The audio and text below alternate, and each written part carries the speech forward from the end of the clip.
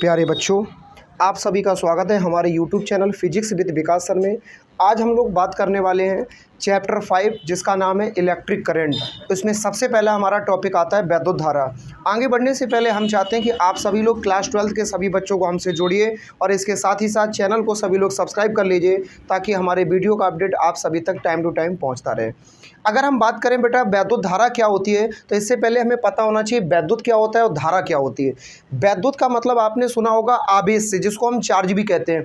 किसी आवेश के चारों ओर का भाग वैद्युतमय होता है, वैद्युत क्षेत्र से लैस होता है। ये वर्ड हमारा वैद्युत से जुड़ा हुआ है। अगर हम बात करें धारा क्या होती है, तो जल के प्रवाह, जल का प्रवाह एक धारा को निरूपित करता है।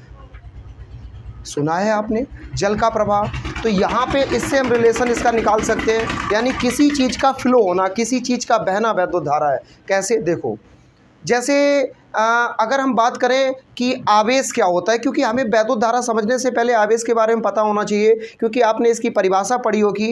एकांक आवेश प्रवाह की दर वैद्युत धारा कहलाती है, यानी आवेश का प्रवाहित होना वैद्युत धारा है। किसी चालक तार में जब हम आवेश को प्रवाहित करते हैं तो उसमें जो उत्पन्न होती है वो क्या होती है, धारा। अच्छा, आवेश को अगर हम किसी चालक तार में प्रवाहित करते हैं तो आवेश होता क्या है, आपको हमने इससे पहले वीडियो में बताया हुआ है। आवेश क्या है, पहले चैप्टर की वीडियो में आप जाके बेहतर तरीके से उसको स्टडी कर सकते हैं। लेकिन शॉर्ट में, आवेश एक प्रकार की ऊर्जा है जो छूने या रगड़ने से उत्पन्न होती है। अच्छा, वैद्युत धारा का सीधा मतलब निकालते हैं कि वैद्युत धारा की आप ढेर सारी डेफिनेशन बना सकते हो। एकांक आवेश प्रवाह की दर वैद्युत धारा कहलाती है, या हम कह सकते हैं आवेश और समय का अनुपात वैद्युत धारा है, या हम कह सकते हैं आवेश का प्रवाहित होना ही वैद्युत धारा है, या किसी चालक तार में एकांक समय में आवेश का प्रवाहित होना वैद्युत धारा है। और वैद्युत धारा को प्रदर्शित करने के लिए जिस सिंबल का इस्तेमाल करते हैं वो है बेटा स्मॉल आई। जी हाँ, आप बोर्ड पे कंसंट्रेट करके देख सकते हैं। वैद्युत धारा का मतलब है एकांक आवेश प्रवाह की दर वैद्युत धारा है, जिसे आई से प्रदर्शित करते हैं। माना कि किसी चालक तार में क्यू कूलाम का आवेश टी सेकेंड तक प्रवाहित होता है, तो सीधा सा फॉर्मूला बन जाएगा आई बराबर क्यू अपॉन टी। यहाँ से अगर डायरेक्ट आप कॉन्सेप्ट बनाना चाहो तो परिभाषा बना सकते हो, आवेश और समय के अनुपात को वैद्युत धारा कहते हैं। अगर हम बात करें यहाँ पे कौन सी चीज़ कहाँ क्या होगी, जहाँ में आई बराबर क्या होगा बेटा, वैद्युत धारा। क्यू बराबर क्या हो जाएगा, कूलाम। कूलाम मतलब क्या, आवेश। क्यू का मतलब आवेश होगा और आवेश का मात्रक क्या होता है बेटा, कूलाम। टी क्या है, टी का मतलब बेटा समय से है, टाइम। लेकिन समय का ऐसा ही मात्रक मालूम है बेटा, सेकेंड। आवेश का ऐसा ही मात्रक मालूम है, कूलाम। और धारा का मात्रक क्या होगा, पता लगा लेते हैं। अगर हम धारा का मात्रक निकालने की कोशिश करें तो आप समझ सकते हैं, क्यू का मतलब है आवेश और आवेश का मात्रक होता है बेटा कूलाम प्रति। टी का मतलब है समय और समय का मात्रक क्या होता है, सेकेंड। तो फाइनली कूलाम प्रति सेकेंड हो गया धारा का मात्रक। अब आपके मन में प्रश्न आया होगा कि मैंने तो कुछ और मात्रक सुना है, मैंने तो एम्पियर सुना है। जी हाँ, वैद्युत धारा का ऐसा ही मात्रक कूलाम प्रति सेकेंड ही होता है, लेकिन इसको ही हम एम्पियर के नाम से जानते हैं, जिसको आप कैपिटल ए से भी प्रदर्शित करते हो। ये बात वही हो गई, किसी का नाम कल्लू है, उसको गाँव में कलुआ बुला ले, बात तो एक ही है, व्यक्ति तो एक ही है। तो हम लिख सकते हैं कूलाम प्रति सेकेंड अथवा एम्पियर। और एम्पियर को प्रदर्शित करने के लिए जिस सिंबल का इस्तेमाल करते हैं वो कौन सा है, कैपिटल ए। इसका स्क्रीनशॉट ले लीजिए।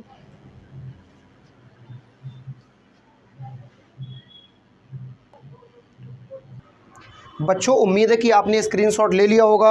अब हम लोग इसके बाद बात करने वाले हैं कि ये जो इसकी यूनिट आई है एम्पियर।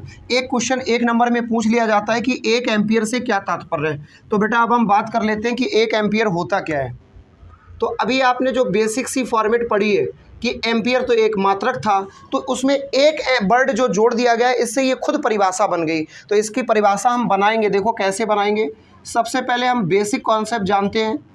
हम जानते हैं कि I बराबर क्या होता है बेटा, Q अपॉन टी, और I का मात्रक ही तो एम्पियर है, तो I का मान एक निकालना है। कैसे संभव है, दो स्थितियां हैं, Q और T का मान समान हो, या हम कह सकते हैं Q का मान भी एक कूलाम हो जाए, T का मान क्या हो जाए बेटा, एक सेकेंड। Q का मान एक कूलाम, T का मान एक सेकेंड हो जाए, तो फाइनली यहाँ से बेटा हम I का मान निकाल सकते हैं। Q का मान कितना है, 1/1। एक डिवाइड में भाग देंगे, कोई फ़र्क नहीं पड़ेगा। आ गया देखो बेटा, धारा का मान 1 और इसका मात्रक क्या लिखेंगे हम, एम्पियर। चाहे मात्रक आप एम्पियर लिख लो, चाहे कूलाम प्रति सेकंड लिख लो, एक ही बात है। और एम्पियर पूरा भी ना लिखो तो केवल कैपिटल ए बना सकते हैं। चलिए मुद्दे पे बात करते हैं। बताओ बेटा, 1 एम्पियर की परिभाषा क्या होगी?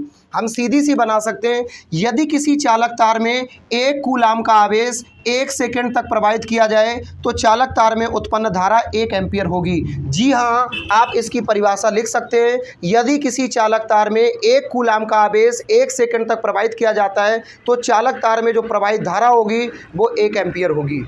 फिर से देख लीजिए, यदि किसी चालक तार में 1 कूलाम का आवेश 1 सेकंड तक प्रवाहित करें तो चालक तार में प्रवाहित धारा 1 एम्पियर होगी। हमें उम्मीद है कि आपकी ये कॉन्सेप्ट क्लियर हो गई होगी। एक क्वेश्चन और बोर्ड एग्जाम में पूछ लेते हैं कि किसी चालक तार में 1 एम्पियर की धारा प्रवाहित होती है, इससे क्या तात्पर्य है? या इसको घुमा के पूछ लेते हैं, एक चालक तार में 1 कूलाम का आवेश प्रवाहित किया जाता है, इससे क्या निष्कर्ष निकलता है? तो हम निष्कर्ष निकालते हैं, इसका स्क्रीनशॉट ले लो।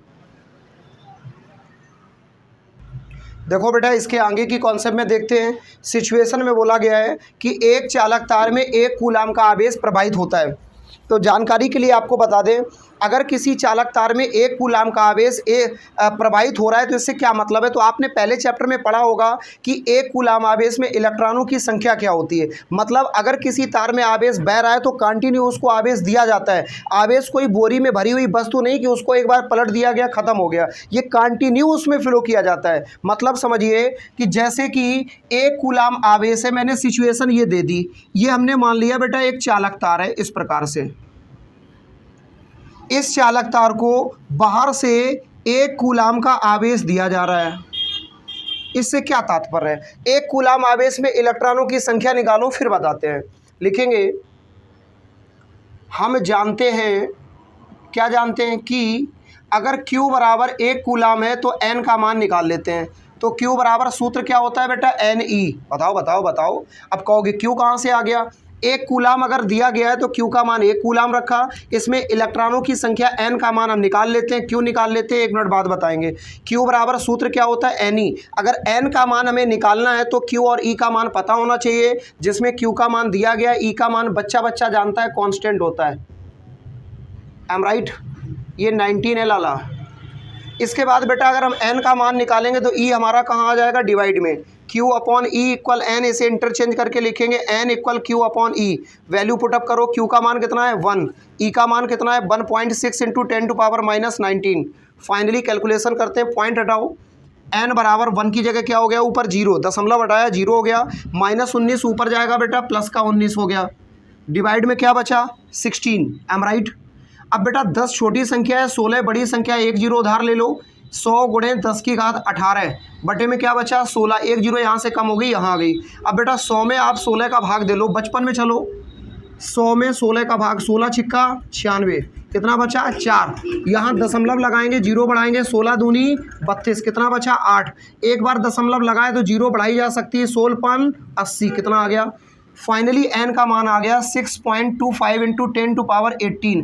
बेटा इलेक्ट्रॉनों की संख्या का कोई मात्रक नहीं होता। अगर कोई आपसे पूछे क्यों नहीं होता तो सीधा सा आंसर दे सकते हो, ये समान राशियों का अनुपात है। N बराबर सूत्र होता है Q अपॉन E। Q का मात्रक कूलाम, इलेक्ट्रॉन का मात्रक कूलाम। कूलाम बटे कूलाम से कूलाम कट गया, इसलिए कोई मात्रक नहीं होगा और यह एक संख्या है। अच्छा, दूसरी बात अगर हम करें, इलेक्ट्रॉनों की संख्या का मान तो निकल आया जो निकालना चाहते थे।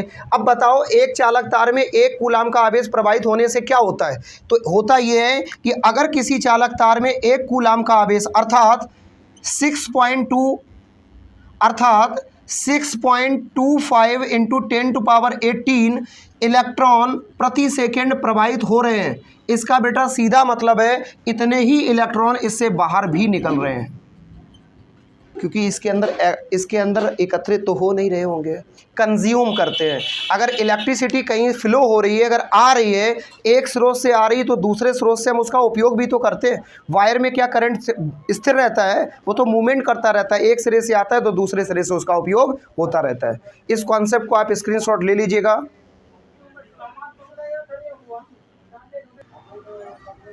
प्यारे बच्चों, हमें उम्मीद है कि आप हमारे चैनल को सब्सक्राइब करेंगे और 12th क्लास से संबंधित सभी छात्रों को इस बैच से जोड़ेंगे।